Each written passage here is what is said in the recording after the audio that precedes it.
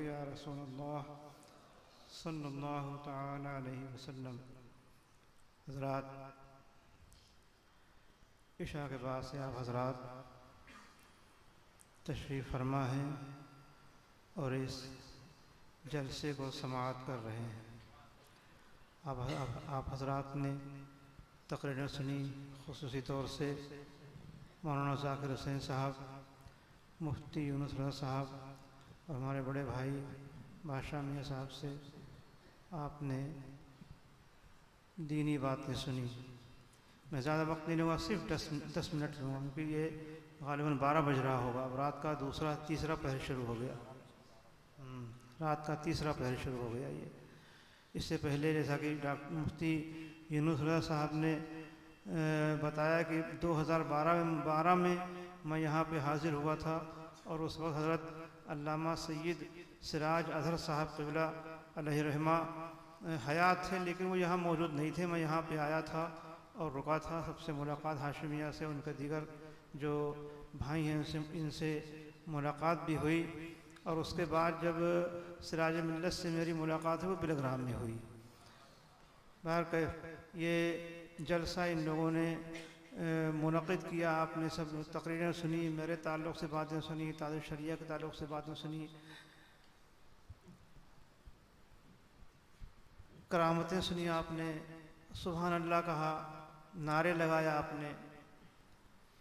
मगर मैं ठीक है, अच्छी बात है नारे लगाना और तारीफ़ करना, मगर एक सबसे अहम बात है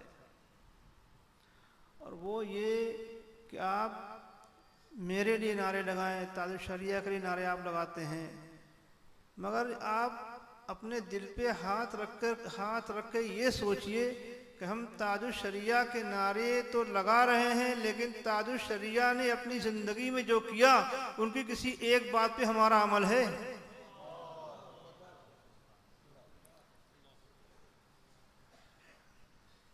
ना। नारे ठीक है, अच्छी बात है, लेकिन जब नारे सुनो और नारे सुनने के बाद जब हम अपनी कौम का जायज़ा लेते हैं और उनके आपके हालात को देखते हैं तो बड़ा अफसोस होता है, लगता है नारे खोखले हैं।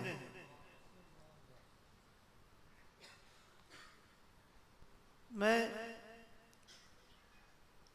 ताजुल शरिया अज़हरी मियाँ साहब रहमतुल्लाहि ताला अलैह से मेरा ताल्लुक़ तालीम इल्मी के ज़माने से, सन 88, 89, 90 से, जब मैं सालिसा की जमात में दारुल उलूम मंज़र-ए-हक़ टांडा में पढ़ता था, उस वक्त से मेरी ताजुल शरिया से मुलाकात। और पहली मुलाकात जब मैं बरेली शरीफ गया हूँ और मुलाकात मेरी हुई है ताजुल शरिया से, और लोगों ने जाके बताया कि बिलग्राम से आए हैं, तो दरवाज़े पे भीड़ थी। मैंने कहा चलो बाद में मुलाकात कर लेंगे। तो अंदर से एक साहब आए और फरमाया कि चलिए जल्दी चलिए। मैंने कहा रहने तो बहुत भीड़ है। कहा नहीं, हज़रत ने नाम सुना कि बिलग्राम से सैयद साहब आए तो उठ के खड़े हुए हैं। और उसके बाद जब वो लोग मुझे भीड़ मजमे को हटा करके और कमरे में हुजरे में ले गए तो मैंने देखा हकीकत में ताजुल शरिया खड़े हुए थे। उस वक्त से मैं अज़हरी मियाँ साहब को देख रहा हूँ और उसके बाद मेरी उनसे बहुत मुलाकातें हुई, इतनी मुलाकातें हुई कि मैं बता नहीं सकता हूँ, उसको गिनती नहीं कर सकता हूँ। घर भी बिलग्राम तशरीफ़ लाए और जब भी मेरा दिल चाहता था तो मैं ताजुल शरिया के पास जाता था, वो सिर्फ इसलिए कि एक आलिम रब्बानी की ज़ियारत के लिए, एक आलिम रब्बानी की ज़ियारत के लिए। अभी मुफ्ती साहब ने बताया कि मेरा एक अपना उसूल है, मैं किसी आलिम को देखता हूँ, दिल में ये सोच लेता हूँ कि मैं एक आलिम की ज़ियारत कर रहा हूँ, और ये सोचने से और ये सोच के चेहरा देखने से सवाब का मुस्तहिक़ हो जाता हूँ। तो उनकी मैं ज़ियारत के लिए जाता था कि एक आलिम रब्बानी की ज़ियारत के लिए जा रहा हूँ। और जब बहुत अरसा गुज़रता था तो इनसे मुफ्ती यूनुस रज़ा हैं या दीगर और लोग वहाँ जो मौलाना आशिक़ हुसैन साहब, ये लोग फ़ोन आता था कि हज़रत सलाम कर रहे हैं। तो मैं समझ जाता था कि 3-4 महीने हो गए मुलाकात नहीं हुई, तो ये सलाम आराम में बरेली पहुँच जाता था। तो मकसद कहने का यह है, इतने करीब से मैंने अज़हरी मियाँ साहब को देखा है। उनकी बहुत सी बातें जो मैंने देखी हैं उनके अंदर जो खसूसियात मैंने पाई और जिस लिए मैं उनका गिरविदा हुआ और जिस ताल्लुक़ से मेरी अक़ीदत उनसे बढ़ी, उसमें एक सबसे अच्छी बात उनकी ये थी कि मैंने उनको देखा, उनकी बहुत सी अकेले में उनसे मेरी बातचीत हुई, गुफ्तगू हुई, कोई नहीं था, तन्हाई में बात हुई, कई कई घंटे मेरी उनसे गुफ्तगू हुई। मैंने ताजुश शरिया के मुँह से किसी की बुराई नहीं सुनी।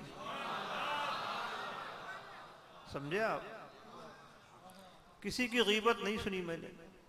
हाँ, वो अलग की बात है कि शरई मसला है, अगर किसी के अंदर कोई शरई कमी है या कोई शरई गिरफ्त है तो उन्होंने बमांगे दुहल कह दिया कि ये शरई आपके अंदर कमी है, इसका ये हुक्म है, आप इसके लिए इसका जो ही मामला है उसको आप तौबा करिए, रुजू करिए, जो भी करिए, वो बात उन्होंने कह दी।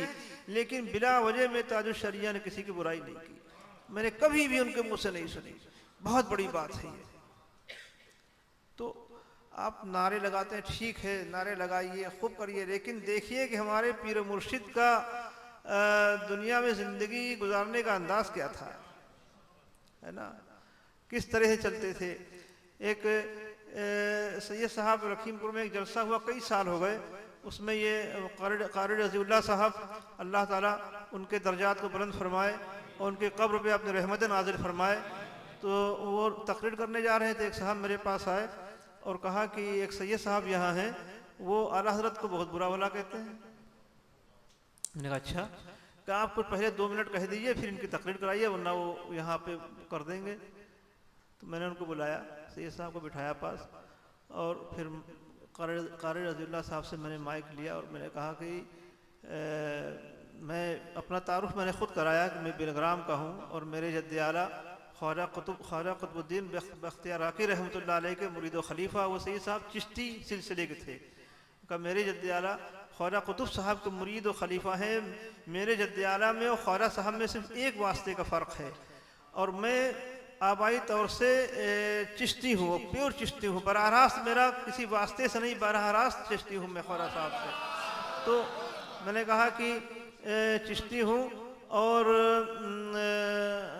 आप ये सैयद साहब बैठे थे, सैयद साहब बैठे, ये भी चिश्ती हैं अल्हम्दुलिल्लाह। और करके मैंने कहा आज आला हज़रत के लिए मैं ख़ुद नारा लगा रहा हूँ, मेरे ख़ानदान वालों ने नारा लगाया और मेरी नस्लें भी नारा आला हज़रत का नारा लगाती रहेंगी। ये सैयद साहब पूछ रहे थे, सैयद साहब ने मुझसे कहा भी आप लोग क्यों इतना उनका नाम लेते हैं आला हज़रत का? तो मैंने कहा मैं इनसे बताऊँ मैं आला हज़रत का नाम किस लिए लेता हूँ। आला हज़रत का नाम मैं इसलिए लेता हूँ, आला हज़रत के गुण इसलिए गाता हूँ कि कोई भी सैयद, कोई आले अली औलाद हुसैन किसी का एहसान नहीं रखता है अपने सर पे। मैंने कहा कि आला हज़रत फाज़िल बरेलवी रज़ियल्लाहु ताला अन्हु ने हमारे असलाफ की अज़मतों की पासबानी की है, अल्लाह के रसूल से लेकर के हमारे असलाफ की अज़मतों की पासबानी की है। और जिसने हमारे असलाफ की अज़मतों की पासबानी की तो हमारा यह हक बनता है कि हम उसको अपने सर का ताज बनाएं। उनका आला हज़रत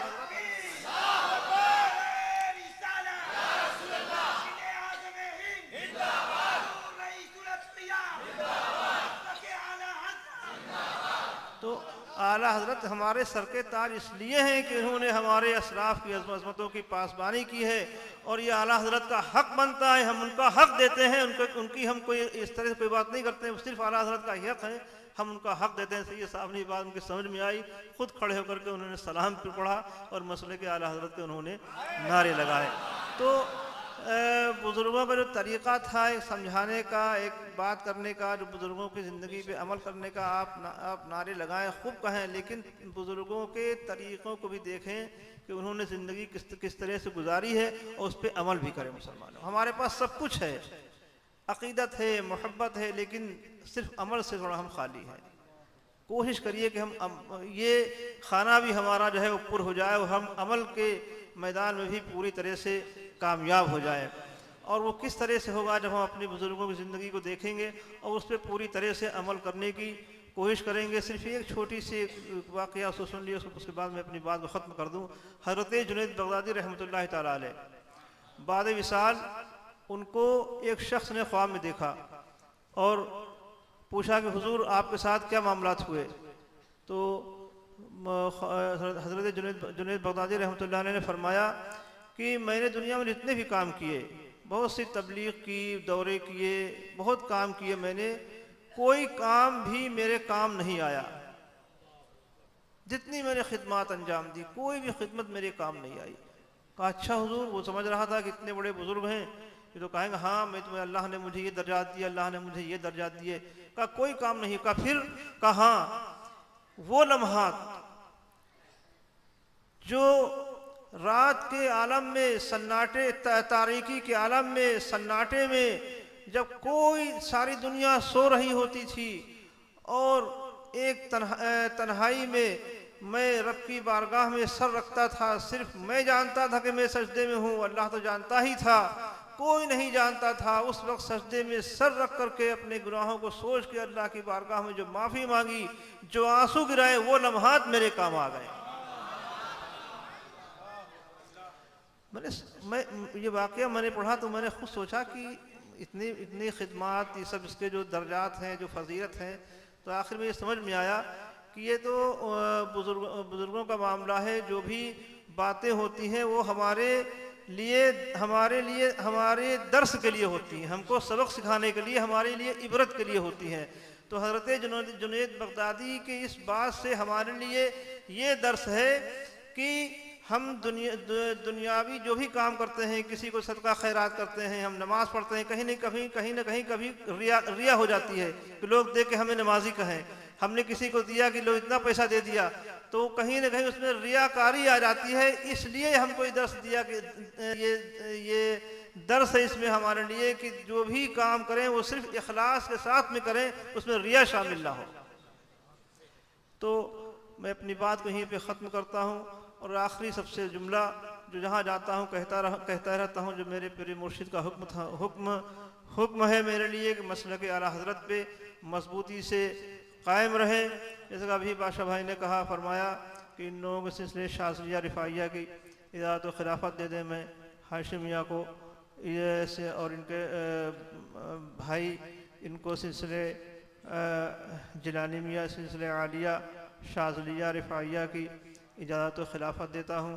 अल्लाह ताला इन सबों को सलामत रखे और अल्लामा सैयद सिराज अज़हर साहब रहमतुल्लाह अलैह ने जो काम किए हैं, जो उनके मंसूबे थे, अल्लाह ताला इनके ज़रिए उनके मंसूबों को पूरा फरमाए और जो भी इनकी खिदमत है अल्लाह ताला उनको कबूल फरमाए।